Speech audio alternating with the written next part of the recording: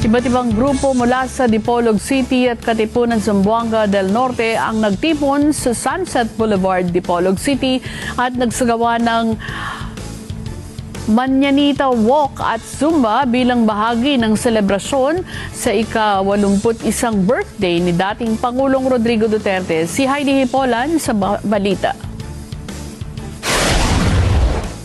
Masayang nagtipon kaninang umaga sa Explorer Dipolog Sunset Boulevard, Miputak, Dipolog City ang iba't ibang grupo at organisasyon mula sa Dipolog City at Katipunan, Zamboanga del Norte upang ipagdiwang ang ika-81st birthday celebration ng dating Pangulong Rodrigo Roa Duterte. Ang Manyanita Walk at Zumba for Tatay Digong ay inumpisahan mula sa Punta Coro, Santa Cruz patungong Explorer Dipolog City. Masayang nagpaabot ang kanilang grupo ng pagbati sa kaarawan ng dating Pangulo at namahagi rin sila ng kanilang inihanda na malaking cake.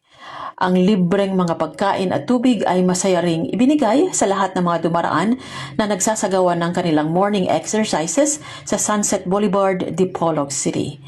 Para sa Mata ng Agila, Heidi Hipolan, matatag, matapang, matapat.